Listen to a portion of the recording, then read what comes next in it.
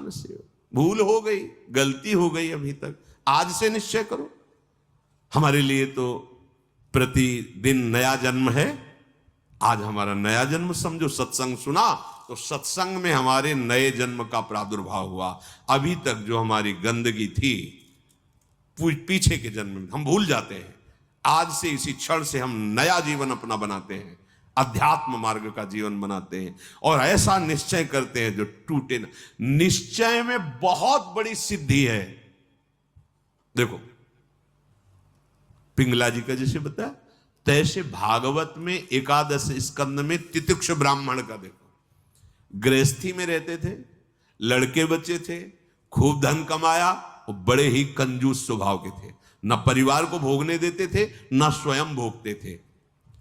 अब कुछ ऐसी विपरीत परिस्थिति आई, सब दिन होत न एक समान, राजदंड उन पे लागू हुआ तो काफी अर्थ तो टैक्स में चला गया। फिर परिवार के जनों ने देखा कि ये तो कंजूस है, 1 रुपया भी नहीं देगा। वो लोग इधर उधर से आंख मार के फिर आग लग गई। अब परिवार वालों ने उसका त्याग कर दिया, केवल अकेला, कोई उससे प्यार नहीं करता, अर्थ उसके हाथ से चला गया सब। अब विचार किया कि मेरा पूरा जीवन निकल गया, उत्तम वर्ण में जन्म हुआ था, वृद्धावस्था आ गई, अब क्या होगा, क्या होगा। जिनको मैंने पाला पोषा, जो बड़ी मेहनत से धन कमाया, तो सब नष्ट हो गया। परिवार वाले कोई देखते ही नहीं। जानते हो उसका निश्चय, देवता इस बात के साक्षी हैं कि आज से मैं अपने जीवन को श्री भगवान के चरणों में समर्पित करता हूं, सब कुछ सहूंगा और निरंतर भगवान का भजन करूंगा। वो इतना बड़ा महापुरुष उसी निश्चय से हो गया कि भगवान उद्धव जी को उसकी कथा सुना रहे हैं। कोई साधना नहीं हुई थी, परिस्थिति ने ऐसा निश्चय करवा दिया। तो जरूरी है वो परिस्थिति आवे तब तुम निश्चय करो। क्या सत्संग में तुम निश्चय नहीं कर सकते तो परिस्थिति का इंतजार करोगे कि ऐसी विपत्ति आवे, ऐसी ठोकर लगे, ऐसी दुर्दशा हो तब तुम निश्चय करो? अरे उसके पहले ही निश्चय कर लो तो दुर्दशा काहे को होगी। ऐसा नहीं कि उसका जीवन मंगलमय हो गया।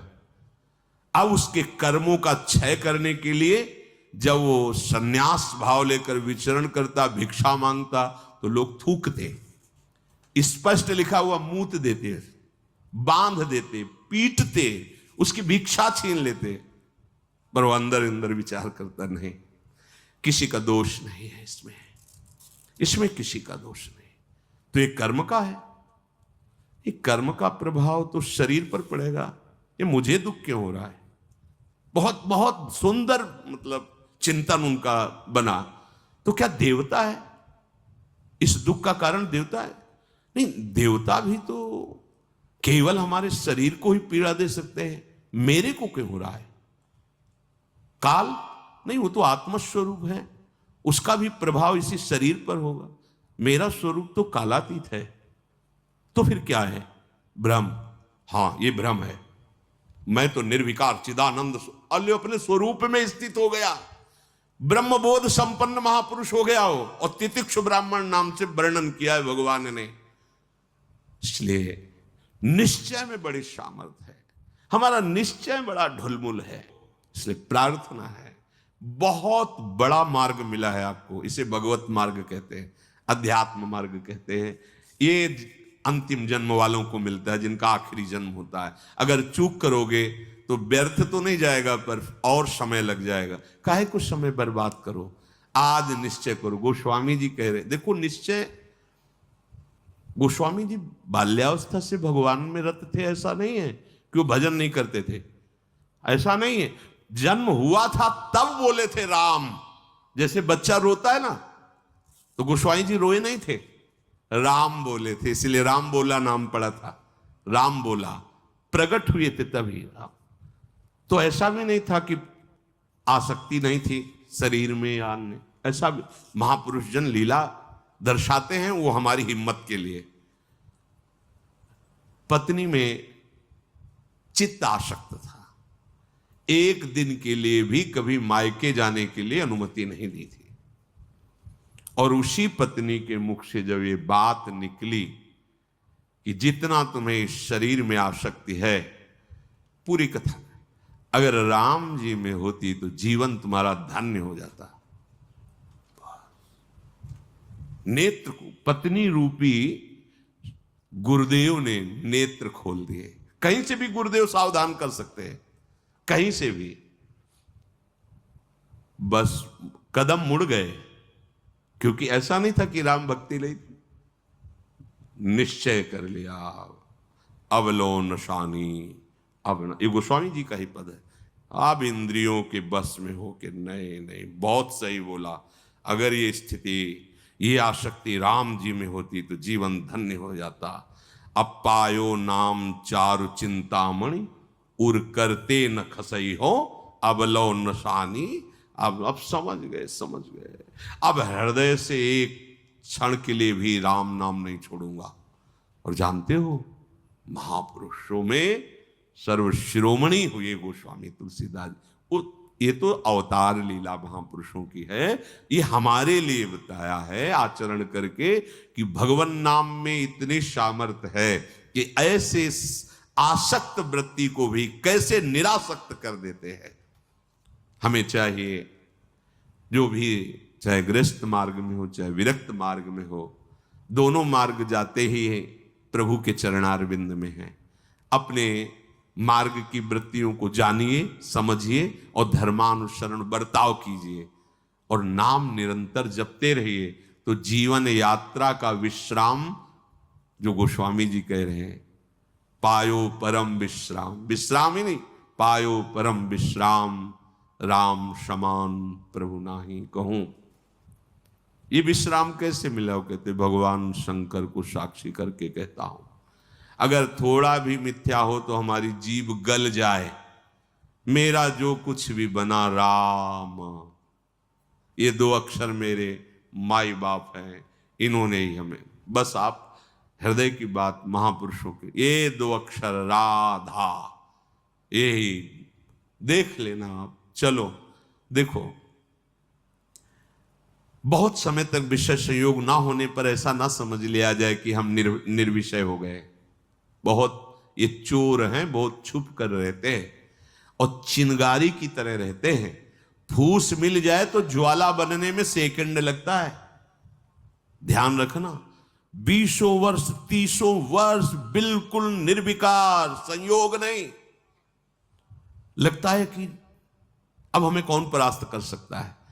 चिंगारी है, फूस मिला ज्वाला बन जाएगी, जिसे नारद जी ने कहा तरंगवत, और संयोग बना तो समुद्रवत, डूब जाओगे, निकलना मुश्किल हो जाएगा।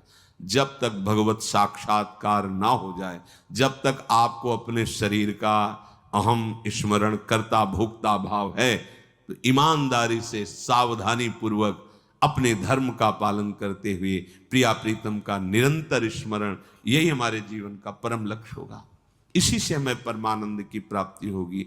जिस समय हम ये सोचते हैं कि अब हमें कोई भी धर्म विरुद्ध आचरण नहीं, एक आनंद की वृत्ति आती है। देखना, और जिस समय हम सोचते हैं गलत ढंग से विषय सेवन, उसी समय जलन पैदा हो जाती। जिसके सोचने में जलन पैदा होगी, इसका परिणाम क्या होगा? क्या होगा? आप विचार करो। जिसके सोचने में हमारे जलन हो रही, तो उसका परिणाम तो ज्वाला होगा। धर्म से चलो। चक्रवर्ती सम्राट महाराज अम्बरीश जी चक्रवर्ती सम्राट होते हुए भक्तों के शिरोमणि हुए। आप क्या भगवत आनंद प्राप्त नहीं कर सकते गृहस्थ में रहकर? ये उद्दंड लोगों की बातें नहीं सुननी चाहिए। जैसे आप, अरे ये तो बाबा जियों के लिए है, सन्यासियों के लिए, हमारे लिए थोड़ी नहीं। भाई, मनुष्य जन्म सबको भगवत प्राप्ति के लिए, भगवदानंद में। देखो, आपके अच्छे आचरण हो, आप जितेंद्री हो, आप नाम जप कर रहे हो, आप कोई नशा नहीं करते, सबकी सेवा का भाव है, तो राम राज्य नहीं हो गया? सब आनंदित रहेंगे, सब प्रसन्न रहेंगे, सबका हृदय सत्य और धर्म से युक्त रहेगा। यही तो आनंद का स्वरूप है। जब आप शास्त्र और सत्संग स्वीकार नहीं करते तो आपके अंदर आसुरी वृत्ति बढ़ती, राक्षसी वृत्ति, और फिर देखो अपने को दुखी, अपने परिवार को दुखी, अपने नगर को दुखी, अपने देश को कलंकित, क्या क्या नहीं करवा देती है राक्षसी बुद्धि। इसलिए भाई, ये सत्संग, गृहस्थ विरक्त जो भी जहां भी है, सबके मंगल के लिए वहीं रहो, वहीं रहो, प्रभु के होके रहो। दूसरों को दुख पहुंचाने वाली बात चेष्टा मन में भी मत लाओ, सबको सुख पहुंचाओ, नाम जप करो, सबका मंगल हो जाएगा। देखो हम सब तरंगे हैं, समुद्र में ही उछल रहे हैं, हमारा अस्तित्व नहीं है, तरंगों का अस्तित्व नहीं है। ऐसे ही हम भगवत स्वरूप हैं, प्रभु रूपी अगाध समुद्र में हम तरंगे की तरह है, हमारी कोई सत्ता नहीं है। ये जो सोच रहे हो ना, सत्ता नहीं, सत्ता उन्हीं की है, उन्हीं की है। अभी आप समझ नहीं पा रहे, तरंग है क्या? समुद्र ही तो है। वायु विकार खत्म हुआ, समुद्र ही था, समुद्र ही है, बीच में तरंगे, ये सब तरंगे हैं। मन की तरंगे मिटा दो, फिर देख लो आप क्या हो, भगवत स्वरूप परम आनंद में। अब चाहे सृष्टि में रहो, चाहे धाम में जाओ, कोई फर्क नहीं पड़ता। व्यवहार में भी रहते हुए परमानंद, शरीर छूटे तो प्रभु में परमानंद।